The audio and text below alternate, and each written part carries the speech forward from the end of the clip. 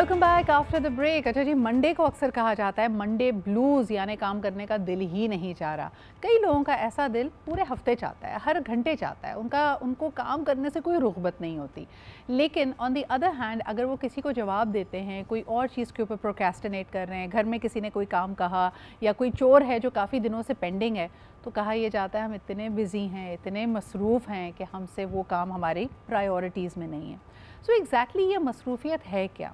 क्या इसको मापा जाए इस बात से कि आप कितना आउटपुट दे रहे हैं, प्रोडक्टिव हैं, क्या आपने अपने ऑब्जेक्टिव्स, अपने गोल्स को पा लिया है? यानी एक आपने अपना हदफ रखा था और आपने मेहनत करके मसरूफ़ होकर उसको पा लिया है।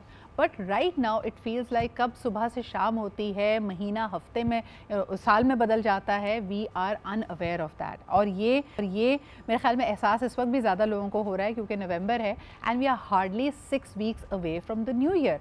तो क्या आपका 2025 बहुत प्रोडक्टिव था या आप सिर्फ मसरूफ़ रहे?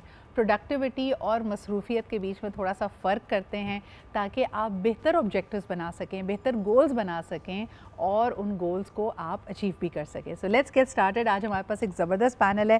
फर्स्ट एंड फॉरमोस्ट माय भाई अल करीम हमारे साथ मौजूद हैं और अभी ऑफलाइन बड़ी मज़ेदार गुफ्तगू हो रही थी जिसमें हम कह रहे थे कि यार पहले कोई शख्स किसी भी शोबे को अगर वक्त देता था, उसमें मसरूफ़ रहता था, तो at the end of the day ऐसा लगता था कि भाई अपनी ज़िंदगी के जमा तकसीम किसी अच्छी जगह सर्व की है। लेकिन अब ऐसा लगता है कि बस आप एक रोज़ाना की दौड़ में हैं, जो आप काम कर रहे हैं उसके लिए आपको पैसे या आपकी उसको उजरत मिल रही है।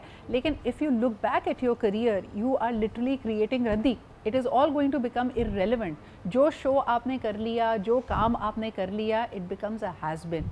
वो जो हम उसको एक इज़्ज़त या ताज़ीम देते थे वो अनफॉर्चुनेटली वो भी मिस होती चली जा रही है। So Usma, thank you very much for bringing that thought and we will talk about that in just a little bit. इसके अलावा जी अस्मा शकील हमारे साथ मौजूद हैं। आप एक मार्केटिंग एक्सपर्ट हैं, आप लेक्चरर भी हैं एट द बहरिया यूनिवर्सिटी। तो वहाँ पर भी ज़रा समझने की कोशिश करेंगे कि दिन रात को या करिकुलर और करिकुलम को और एक्स्ट्रा करिकुलर को इतना ज़्यादा हम मिला जुला देते हैं कि एवरीबडी स्टार्ट्स फीलिंग कि भाई यहाँ तो सांस लेने तक की भी फुर्सत नहीं है। लेकिन क्या ये वाकई इनरिच कर रहा है हमारी फैकल्टी को, हमारे स्टूडेंट्स को? Will talk about that. Thank you अस्मा।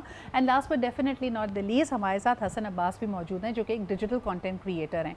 पहले क्रिएटिविटी का काम समझाता था कंटेंट क्रिएशन, लेकिन अब ये एक ऐसा शोबा है जिसमें सबसे ज़्यादा रेस लगी हुई है। यानी अगर एक चीज़ आपने पोस्ट नहीं की, फौरी तौर पे ट्रेंडिंग टॉपिक या हैशटैग पे कमेंट नहीं किया, तो आप रेस पे पीछे रह जाएंगे। तो आपकी मसरूफ़ियत बढ़ती चली जा रही है, बट इज़ इट अ वर्दी कंट्रीब्यूशन एंड प्रोडक्टिव? इस पे भी बात करनी ज़रूरी है। सबसे पहले अगर उस्मा आपसे शुरुआत करें, आप कैसे तफरीक करती हैं मसरूफ़ियत में और प्रोडक्टिविटी में कि ये मसरूफ़ होकर भाई इसका कुछ आउटपुट भी मिला है, या मसरूफ़ बराए मसरूफ़ थे? देखिए, सबसे पहले तो रील्स देखना कम से कम मुझे एक आदत पड़ गई थी। हकीकत है कि वो जब आप एक होता है ना कि एडिक्शन हो जाती है कि आप रील्स देख रहे हैं, अच्छा 10 मिनट में करते हैं, वो 10 मिनट कब 1 घंटा हो जाता था पता नहीं चलता था।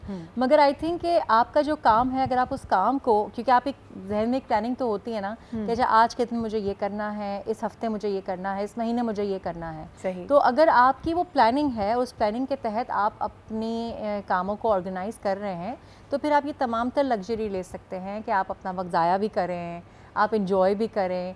कुछ लोगों के लिए यही मी टाइम होता है। तो आई थिंक अपने आप को ऑर्गेनाइज करना ज़रूरी है। जो आपकी प्लानिंग है, अगर उसको आपने अचीव करने के लिए प्लान कर लिया है, तो फिर आप ये तमाम तर वो कहते हैं ना वक्त का ज़िया अफोर्ड कर सकते हैं।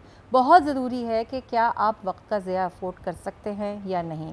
जब आप अपने लिए अफोर्ड कर सकते हैं तो उसको भी आप प्लान करते हैं। जो आजकल हमारे यहाँ बड़ा मैंने भी यूज़ किया मी टाइम, तो वो मी टाइम आपके लिए क्या होना चाहिए वो भी ज़रूरी है। लेकिन साथ साथ जो भी आपका काम है, चाहे आप हाउसवाइफ भी हैं, चाहे आप और भी कुछ करें, तो आपकी प्लानिंग पूरी होनी चाहिए। अगर आपकी प्लानिंग पूरी है और आप उसको फॉलो कर रहे हैं तो मेरे ख्याल से फिर वक्त का ज़िया नहीं होता, फिर आप लाइफ को एंजॉय करना चाहिए। मुझे लगता है दो तरह की स्कूल्स ऑफ थॉट है ना। कुछ लोगों को लगता है कि मसरूफ़ होना एक बड़ी ज़बरदस्त लग्जरी है। यानी अक्सर आप हमारे बुज़ुर्गों से अगर बात करें या जो आपके मेंटोर्स हैं, वो आपको कहेंगे कि भाई कभी भी काम के बारे में कंप्लेन मत करो, बिकॉज जब तक काम है, मसरूफ़ हो, इसका मतलब है you are in demand and that's a great problem to have कि अच्छा जी आपने यहाँ से निकलना है, वहाँ जाना है। और दूसरी तरफ कई ऐसे लोगों को आपको मिलेंगे जो आपको कुछ स्टडीज़ का हवाला देंगे। अस्मा भाई, रिसेंटली मैंने एक स्टडी पढ़ी जिसमें लोगों ने कहा कि कई ऐसे लोगों से गुफ्तगू की गई, उनका सर्वे किया गया जो बिल्कुल डेथ बेड पर थे, और ज़िंदगी के आखिर में कोई भी शख्स ये कंप्लेन करता हुआ नज़र नहीं आता कि ओ मैंने ज़्यादा काम नहीं किया, मुझे इससे भी ज़्यादा काम करना चाहिए था, बल्कि वो यही कहते हैं कि भाई इतने साल महीने दिन गुजार दिए, लेकिन जिन चीज़ों के लिए वक्त निकालना था, यानी अपने प्यारों के साथ वक्त गुजारें, कोई क्वालिटी टाइम, कोई नई स्किल सीखें, अपनी हैप्पीनेस पे इन्वेस्ट करें, वो हम कर नहीं पाए। तो क्या आपको भी लगता है कि हम जो ये अंधाधुन मसरूफ़ हुए हुए हैं, ये आखिर में जाके हम इस पे पछताएंगे?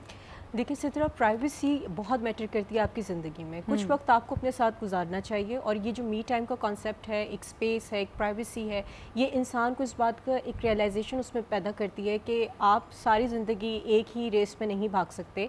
आपको थोड़ा वक्त अपनी सेहत के लिए, अपनी ज़िंदगी के लिए, अपने प्यारों के लिए, नए स्किल सीखने के लिए और कुछ नए तजुर्बात करने के लिए भी ज़रूरी होता है। मैं आपके साथ एक छोटा सा इस पर एक रीसेंट वाक़या शेयर करना चाहूँगी कि अभी कुछ टाइम से मैं अपनी लिंक्डइन पे एक्टिव नहीं थी, और काफ़ी टाइम से मैं अपनी लिंक्डइन पे एक्टिव थी, काफ़ी काम कर रही थी। तो मुझे बीच में ये बात रियलाइज़ हुई कि इससे मेरी जो मेंटल वेलबींग है, जो मेरी हैप्पीनेस है, जो मेरी हेल्थ है, और एक तरह का चरिस्मा होता है कि आपने पोस्टिंग टाइम पे करनी है, आपने लोगों से कनेक्शंस बिल्ड करना है, you have to attend the events as well.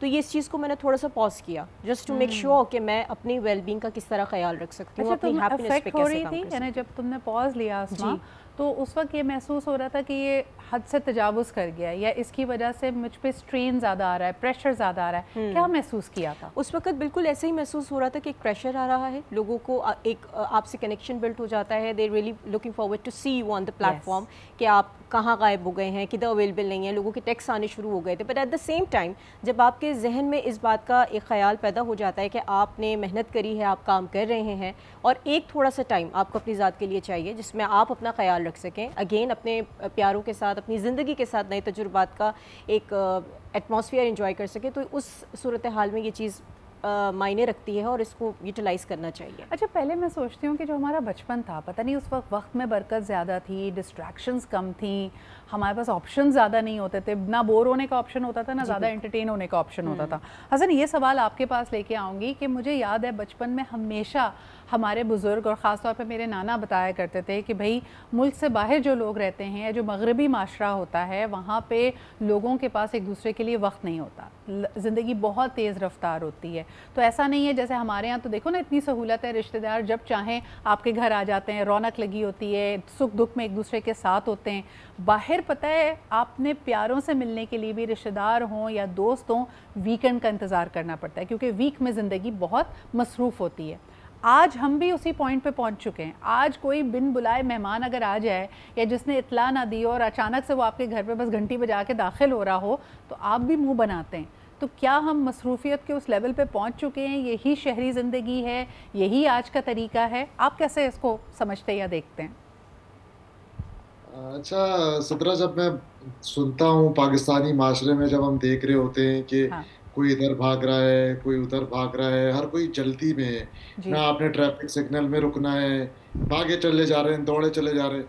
अब समझ में ये नहीं आता कि आधे से ज्यादा जो माशरा है वो तो बेरोजगार है। ये जी। तमाम तर लोग जल्दी में जा कहाँ रहे हैं, और जल्दी है किस चीज़ की? सही। मतलब थोड़ा सब्र, तहम्मुल, ये तमाम तर चीज़ें जो हैं वो बड़ी ज़रूरी हैं ज़िंदगी के अंदर। हाँ, मगरबी ममालिक के अंदर ये ज़रूर होता है कि लाइफ जो है वो थोड़ी सी डिसिप्लिन्ड है। लोग जो है वो एक दूसरे के प्राइवेसी का भी ख्याल करते हैं, और वो कोशिश करते हैं कि सामने वाले को हमारी ज़ात से तकलीफ़ ना हो। अब सही। हम देखते हैं इवन कि जब मैं ख़ास तौर पे यूरोप में कभी ट्रेन में या बस में हम ट्रैवल कर रहे होते हैं, तो हम देखते हैं कि भाई लोग अपने फ़ोन के ऊपर बातें नहीं कर रहे होते। ख़ास तौर पे स्कैंडिनेवियन कंट्रीज़ जो हैं, फ़िनलैंड, स्वीडन, डेनमार्क, यहाँ पे बड़ा बुरा समझा जाता है कि आप मोबाइल पे कॉल पे बात कर रहे हैं ज़ोर-ज़ोर से बस के अंदर या ट्रेन के अंदर बैठे, मगर हम इन तमाम तर चीज़ों की जो है वो परवाह नहीं करते अपने मुल्क के अंदर। अब चक्कर सारा ये है कि भाई मसरूफ़ तो जो है वो हर कोई है। अब ये जो एक कॉन्सेप्ट आई है कि मी टाइम और मेंटल वेलबींग वाली बातें जो होने लग गई, ये बड़ी अच्छी बातें हैं, बड़ी ज़रूरी बातें ज़िंदगी में होनी चाहिए। लेकिन कुछ लोगों ने जो है वो इसको भी अपने लिए एक बैरियर जो है वो क्रिएट कर लिया है कि वो हर वक्त कोई भी काम करने लगते हैं तो वो सोचते हैं भाई ये काम जो है वो मेरे मेंटल अच्छा, वेलबींग मुझे के लगता है खिलाफ एक सेंस ऑफ है। कंपटीशन भी है। हर एक को ये महसूस होता है कि अपॉर्चुनिटीज़ कम हैं और भीड़ ज़्यादा है। तो एक छोटा सा ब्रेक लेते हैं, वापस आके उज़मा से मेरा सवाल होगा कि अपने इर्द गिर्द देखते हैं, अगर ख़ास तौर पर मीडिया की ही बात की जाए या कॉर्पोरेट लाइफ की बात की जाए, हर इंसान को ये लगता है कि अगर वो हसल नहीं करेगा, अगर वो 2-3 नौकरियाँ नहीं करेगा तो वो इर्रेलेवेंट हो जाएगा, उसको बैकअप प्लानिंग भी करनी है, फिर साथ साथ ये भी कि उसको नज़र भी आना है। ये जो अभी अस्मा ने बात की बड़ा रियल है कि ना सिर्फ काम करें बल्कि अपनी तशहीर भी करें, अपनी पर्सनल ब्रांडिंग भी करें। तो ये एडिड प्रेशर्स हैं जो हो सकता है आज से पहले जनरेशन्स पे नहीं थे। इस पे बात करते हैं जी एक छोटे से ब्रेक के बाद।